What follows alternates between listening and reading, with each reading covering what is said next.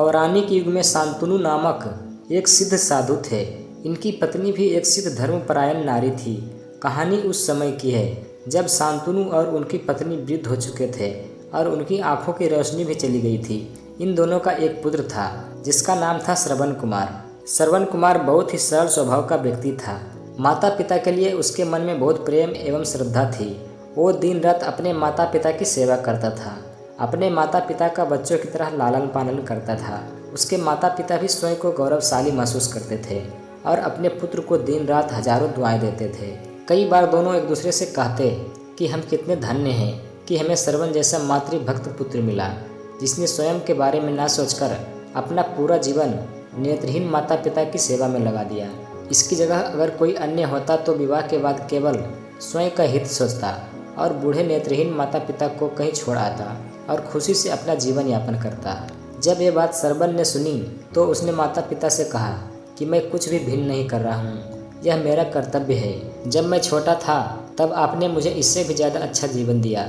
अब मुझे यह सौभाग्य प्राप्त हुआ है कि मैं आपकी सेवा करूँ। आप दोनों जो भी इच्छा रखते हैं मुझसे कहें, मैं उन्हें अवश्य पूरा करूँगा। तब शांतनु और उसकी पत्नी कहते हैं, पुत्र श्रवण, हम दोनों की आयु बहुत हो चुकी है। अब जीवन का कोई भरोसा नहीं है। किसी भी समय हमारी आंखें बंद हो सकती है। ऐसे में हमारी एकमात्र इच्छा है, हम तीर्थ यात्रा करना चाहते हैं। क्या तुम हमारी यह इच्छा पूरी कर सकते हो? श्रवण कुमार अपने माता पिता के चरणों को पकड़कर अत्यंत प्रसन्नता के साथ कहता है, हाँ पिताश्री, यह मेरे लिए परम सौभाग्य की बात होगी कि मैं आप दोनों की इच्छा पूरी करूं। श्रवण अपने माता पिता को तीर्थ करवाने हेतु एक कांवड़ तैयार करता है, जिसके एक तरफ शांतनु एवं दूसरी तरफ उनकी पत्नी बैठती है और कांवड़ के डंडे को अपने कंधे पर लादकर यात्रा शुरू करता है। उसके हृदय में माता पिता के प्रति इतना स्नेह है कि उसे उस कांवड़ का लेस मात्र भी भार नहीं लगता। अपने पुत्र के इस कार्य से माता पिता का मन प्रसन्नता से भर उठता है और वो पूरे रास्ते अपने पुत्र श्रवण को दुआएं देते चलते हैं। तीर्थ करते समय जब वे तीनों अयोध्या नगरी पहुँचते हैं तब माता पिता श्रवण से कहते हैं कि उन्हें प्यास लगी है। श्रवण कांवड़ को जंगल में रखकर हाथ में पत्ते का पात्र बनाकर सरयू नदी से जल लेने जाता है। उसी समय उस वन में अयोध्या के राजा दशरथ अखेट पर निकले थे और उस घने वन में हिरण का शिकार बनाने के लिए पीछा कर रहे थे। तभी उन्हें घने जंगल में झाड़ियों के पास सरयू नदी से पानी के हलचल की आवाज़ आती है।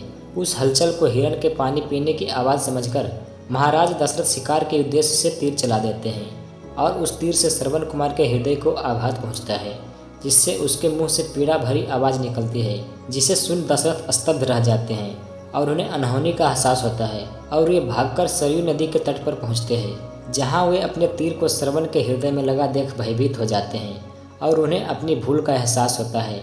दशरथ श्रवण कुमार के समीप जाकर उससे क्षमा मांगते हैं। तब अंतिम सांस लेता श्रवण कुमार महाराज दशरथ को अपने वृद्ध नेत्रहीन माता पिता के बारे में बताता है और कहता है कि वे प्यासे हैं, उन्हें जाकर पानी पिला दो और उसके बाद उन्हें मेरे बारे में कहना। और इतना कहकर श्रवण कुमार मृत्यु को प्राप्त कर जाता है। भारी हृदय के साथ महाराज दशरथ श्रवण के माता पिता के पास पहुंचते हैं और उन्हें पानी पिलाते हैं। माता पिता आश्चर्य से पूछते हैं, उनका पुत्र कहाँ है? वे भले ही नेत्रहीन हो पर वो दोनों अपने पुत्र को आहट से ही समझ लेते थे। माता पिता के प्रश्नों को सुन महाराज दशरथ उनके चरणों में गिर जाते हैं और बीती घटना को विस्तार से बताते हैं। पुत्र की मृत्यु की खबर सुनकर माता पिता रोने लगते हैं और दशरथ से उन्हें अपने पुत्र के पास ले जाने को कहते हैं। महाराज दशरथ कावड़ उठाकर दोनों माता पिता को श्रवण के शरीर के पास ले जाते हैं। माता पिता बहुत जोर जोर से विलाप करने लगते हैं। उनके विलाप को देखकर महाराज दशरथ को अत्यंत ग्लानि का आभास होता है और वे अपनी करनी की क्षमा याचना करते हैं। लेकिन दुखी पिता शांतनु महाराज दशरथ को श्राप देते हैं कि जिस तरह मैं शांतनु पुत्र वियोग में मरूंगा, उसी प्रकार तुम भी पुत्र वियोग में मरोगे। इतना कहकर दोनों माता पिता अपने शरीर को त्याग मृत्यु को प्राप्त हो जाते हैं। महाराज दशरथ श्राप मिलने से अत्यंत व्याकुल हो जाते हैं और कई वर्षों बाद जब उनके पुत्र राम का राज्य अभिषेक होता है तब माता कैकेयी के वचन के कारण राम, सीता और लक्ष्मण को 14 वर्षों का वनवास स्वीकार करना पड़ता है और इस तरह महाराज दशरथ की मृत्यु भी पुत्र वियोग में होती है। अपने अंतिम दिनों में उन्हें शांतनु के कहे शब्द याद आते हैं और वे राम के वियोग में अपना शरीर त्याग देते हैं। दोस्तों, हमें यह कहानी यही शिक्षा देती है कि बिना लक्ष्य को देखे उसे भेदना कई बार आपको गलती का पात्र बना देता है। और आप ना चाहते हुए भी दूसरों के कारण बन जाते हैं। यह थी श्रवण कुमार की कहानी। अपनी माता पिता भक्ति के कारण ही श्रवण कुमार पुराणों में जीवित है।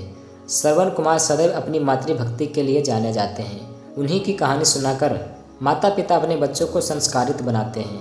रामायण महाकाव्य में कई ऐसे चरित्र हैं जो हमें वास्तविक जीवन के कर्तव्यों का ज्ञान देते हैं और हमें धर्म एवं कर्म का सही मार्गदर्शन देते हैं। ऐसे ही अन्य कहानियों के लिए हमारे चैनल को सब्सक्राइब करें और इस वीडियो को लाइक करें।